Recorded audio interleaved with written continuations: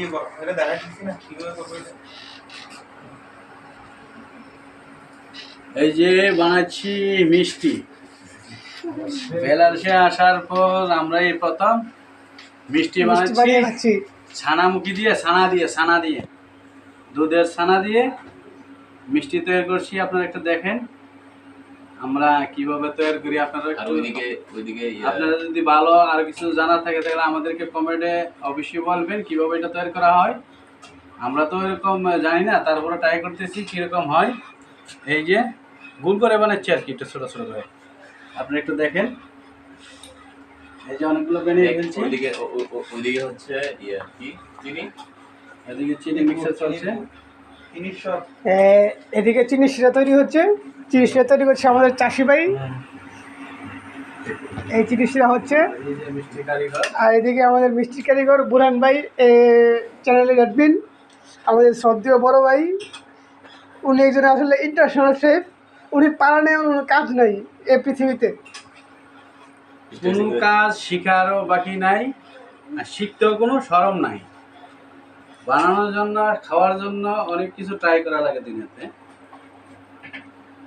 তো ভাই এটা আপনি শিখলেন কই? এটা শিখি নাই, প্রথম শিখলাম। এটা কি আপনার ফার্স্ট টাইম? এটা ফার্স্ট টাইম আইডিয়া করে বানাচ্ছি। এখন আমাদের চিনি শিরায় মিষ্টিগুলো যাচ্ছে। আমাদের শেফের হাতের বানানো গোল গোল মিষ্টি। শিরা তো বানাইছে, এটা কমায় বানাইছে। এটা কি মিষ্টি বলবো না রসগোল্লা বলবো? রসমালাই। হ্যাঁ, এটা রসমালাই হবে। পঞ্চ মিষ্টি, পঞ্চ মিষ্টি, সরি রসমালাই না, এটা পঞ্চ মিষ্টি হবে। এই যে আমাদের পঞ্চ মিষ্টি চলতেছে। এখন আমরা রেমেডিটা বানাচ্ছি। বানানোর পর এটাকে শিরা দিয়ে দেওয়া হবে।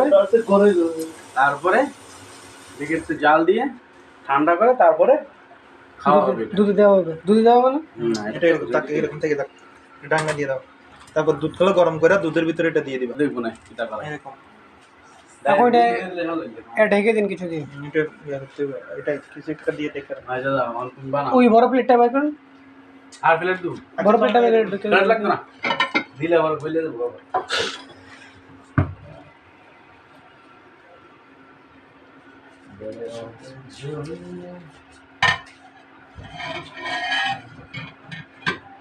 হয়ে গেছে। এখন সামনের বার ইনশাল্লাহ পরের বার দেখাচ্ছি।